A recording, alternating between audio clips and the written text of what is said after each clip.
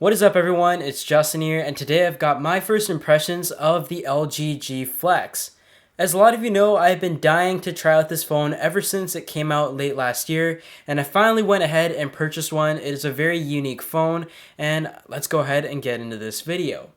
So first off, of course, it does have a curved display. It has a resolution of 1280 by 720 with a PPI of 245. And considering it is spread out on a 6-inch display, which is massive, I was a little bit disappointed when I first heard about these spec sheets, but to be honest, when you're using the display itself, you won't really notice the fact that it is really bad. You can't really see the pixels that easily.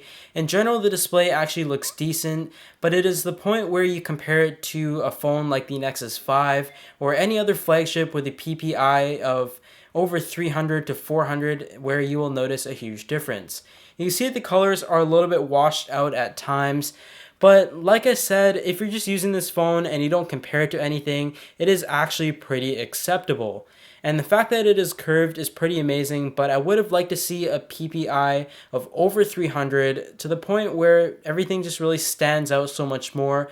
So I'm guessing in the next generation, which should be coming out later this year, if they do decide to come up with a predecessor, it should have a 1920 by 1080 resolution display at least, considering the screen size is 6 inches. But aside from that, this phone is actually extremely powerful, which is the reason why I'm going to be using this mainly just to play around with, maybe install CyanogenMod on it when it becomes available. But it is powered by a Snapdragon 800 processor, 2 gigabytes of RAM, so it is a flagship spec phone. And keep in mind that it is curved, so there's definitely a lot of engineering that has gone into this phone. It does also have many more physical traits to it, so not only does it have the curve, it is also bendable, like a lot of you may have seen in MKBHD's video. It is bendable, and also the back is self-healing technology, so if you have some light scratches, surface scratches, such as your pocket, those will heal after a certain time in optimal conditions. Of course, deep scratches may still stay there, but in general, it is cool that they have added a self-healing technology. I hope more phones actually come out with that sort of technology.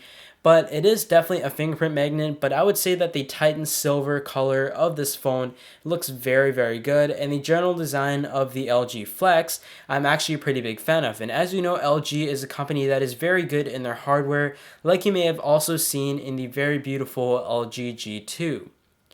So moving on to the camera, it is a 13 megapixel camera on the back and also a 2.1 megapixel camera on the front.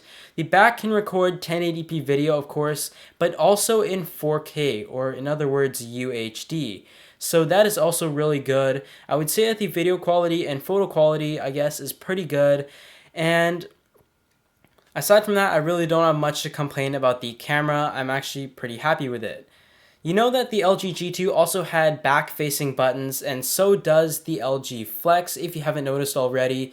In the beginning, it may be kind of annoying, as you might find yourself smudging the camera quite often, but I found that with the LG G Flex at least, the buttons are much more naturally placed. It could just be because of the curve, the size of the device, because on the LG G2, I definitely found myself missing the button a lot, but I found that on the LG Flex, it feels really natural, and as soon as I rest my hand on it always seems to be on the button. It is also an LED notification light, so if you do have any notifications, it will light up accordingly. There's just your volume switches. But taking a look at the phone, it is definitely extremely beautiful. So let's go ahead and talk about the software of the phone. This is another one of the disappointments of the LG G Flex, is the fact that it runs Android 4.2.2. And yes, we are in 2014, and this phone is expected to get an update sometime soon, but the fact that it shipped with Android 4.2.2 is just somewhat baffling to me. I'm not exactly sure why, but to be honest, you don't really notice a huge difference, not really a limitation, and unless you actually went and checked on the software, it still functions pretty well with the LG skin.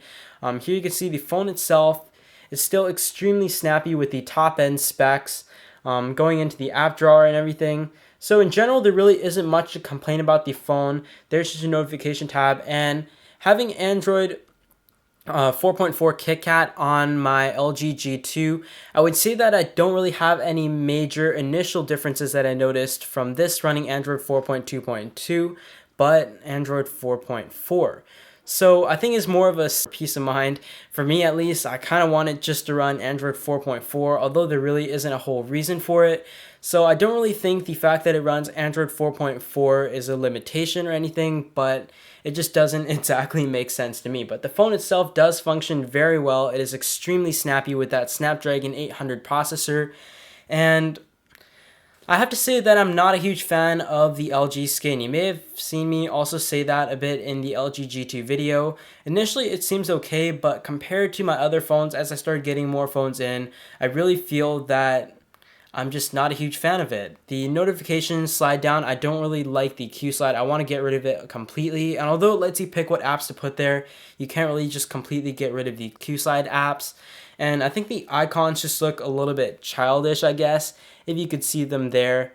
So to be honest, I wish I can just install CyanogenMod. So once that becomes available, I will be doing that. But as of now, I'm just running Nova Launcher, and my conclusions of this is that I'm actually pretty happy with the phone. It is very beautiful, a really nice size actually, and although I have small hands, I really have no problem with the 6-inch display.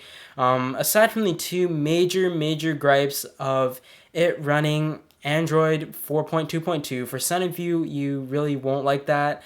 And also the fact that a 6-inch display is 1280 by 720 with the PPI of 245. This day and age is just really not enough. At least get it over 300. But of course, there's a lot of engineering that has gone into it, and the screen resolution could be because of the fact that it is curved.